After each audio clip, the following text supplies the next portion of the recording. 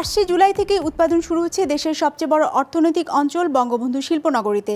২০৩০ সালের মধ্যে পুরোপুরি বাস্তবায়ন হলে সেখানে ২৫ থেকে ৩০ বিলিয়ন ডলারের বিনিয়োগ আসবে বলে প্রত্যাশা বাংলাদেশ অর্থনৈতিক অঞ্চল কর্তৃপক্ষ বেজার।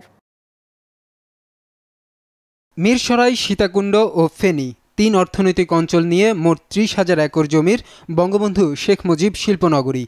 রেল স্টেশন, বিমানবন্দর, মহাসড়ক আর সমুদ্র বন্দর সবই আছে হাতের কাছে। বেজা যতগুলো অর্থনৈতিক অঞ্চল গড়ে তুলছে তার মধ্যে এটিই তাই সবচেয়ে আকর্ষণীয় হয়ে উঠছে বিনিয়োগকারীদের কাছে। এটা ভবিষ্যতের বিনিয়োগ রাজধানী হবে বাংলাদেশের, এবং এমনকি এখানে ফিনান্সিয়াল ক্যাপিটালও হতে পারে।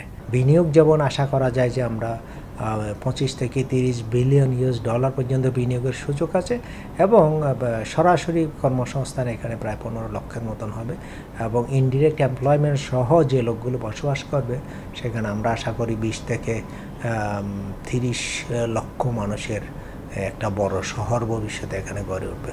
এরই মধ্যে 63টি প্রতিষ্ঠান কারখানা প্রতিষ্ঠার জন্য জমি নিয়েছে এই শিল্পনগরীতে। সেই তালিকায় Adani, Wilmar, Nippon Steel and ফুজিৎসুর মতো বিদেশির পাশাপাশি আছে দেশীয় প্রতিষ্ঠানও। তাদের উৎপাদন শুরুর জন্য গ্যাস, বিদ্যুৎ, সড়ক সহ পরিকল্পনা মাফিক সব অবকাঠামো নির্মাণের কাজ করছে বেজা, যা শেষ হওয়ার কথা চলতি বছরের মধ্যেই, যদিও বেশ কিছু প্রতিষ্ঠানের কারখানা চালু হবে তার আগেই। চাইনিজ একটা 100% এক্সপোর্ট ওরিয়েন্টেড ইন্ডাস্ট্রি আমরা সেখানে সেট আপ করছি। আমরা আশা করছি এটা 31 জুলাইয়ের মধ্যেই তারা এক্সপোর্ট করতে পারবে, ম্যানুফ্যাকচারিং এবং এক্সপোর্ট করতে পারবে। তারা প্রিফ্যাব্রিকেটেড স্ট্রাকচার, ফ্যাক্টরি বিল্ডিং সেখানে কাজ করবে।